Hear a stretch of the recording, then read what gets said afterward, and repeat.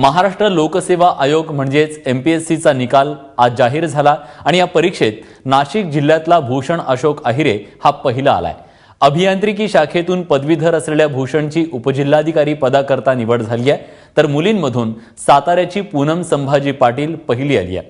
पूनम ही अभियांत्रिकी शाखेचीच पदवीधर असून पोलीस उपअधीक्षक पदाकरता तिची निवड करण्यात आली आहे। गेल्या वर्षी एकूण 1575 उमेदवारांनी ही परीक्षा दिली होती।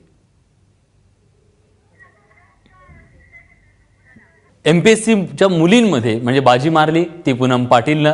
पूनम पाटीलशी बातचीत केली आमचे प्रतिनिधी मिकी घई यांनी। एमपीएससीचा निकाल लागला आणि यंदाही जे विद्यार्थी बाहेरून येऊन पुण्यात एमपीएससीसाठी तयारी करतात ते विद्यार्थींनीच यंदाही ही बाजी फटकवलेली आहे। राज्यामध्ये जी मुलगी विद्यार्थिनी जी पहिली आलेली आहे पूनम पाटील, ती सध्या आपल्या बरोबर आहे। ती मूळ साताऱ्याची आहे पण पुण्यात येऊन तिने पूर्ण त्याचं शिक्षण केलेलं आहे। ती आपल्या बरोबर आहे। काय सांगशील पहिली प्रतिक्रिया तर ही आहे की डीवायएसपी माझी चॉईस पोस्ट राहिलेली आहे आणि 2-3 वर्षाच्या अभ्यासानंतर ही पोस्ट मिळणं आणि हा result it's a long waited success. तर ऑब्व्हियसली खूप जास्त आनंद झालेला आहे याच्यामध्ये आणि चांगलं वाटतं सध्या। म्हणजे एमपीएससीची जो ठरवलेलं तयारी कशी केली, म्हणजे किती तास अभ्यास, कसं आणि मोटिवेशन कुणाकडून मिळालं?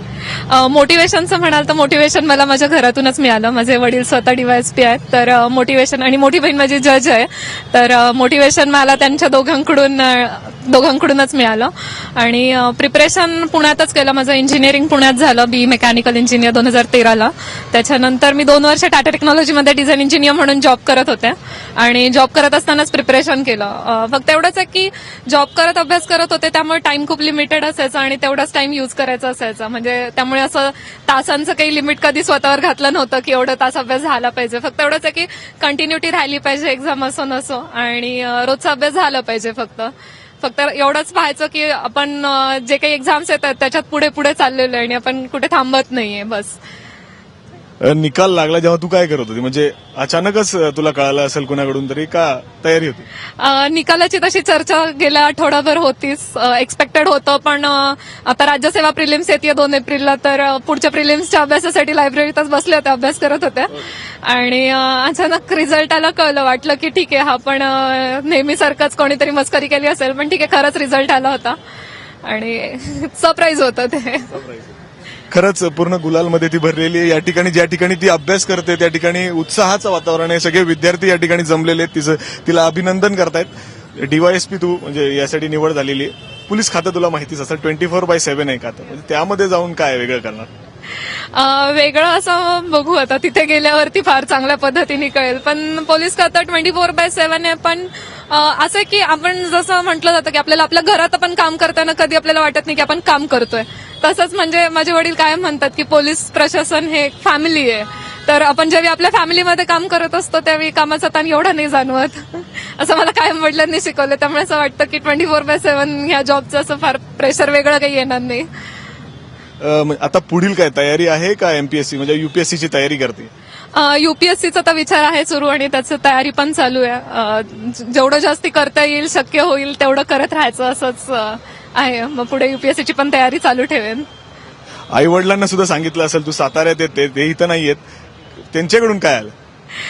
ऍक्च्युअली माझ्या आईनी ह्या रिझल्टची सगळ्यात जास्त वाट बघितली होती की तिचं रोज फोन असायचा, दिवसातून 2 वेळा, अगं रिझल्टचं काय झालं म्हणून।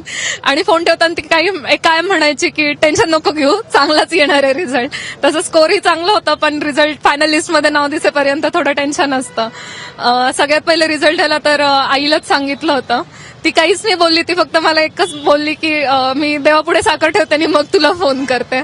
आणि तिचा अजून फोन नाही आलेला, कारण मला माहितीये ती पहिले तर रडली असेल आणि नंतर तिने घरात सगळ्यांना फोन करून सांगितलं। आणि वडिलांचं म्हणाल तर वडील आता सांगलीमध्ये पोस्टिंगवरती आहेत आणि it's a tough to see a father cry. आणि त्यांच्या वडिला म्हणजे त्यांच्या बोलण्यातून जेव्हा ते जाणवलं की त्यांना भरून आलेलं आहे, तर ती एक अचीवमेंट होती असं वाटलं मला।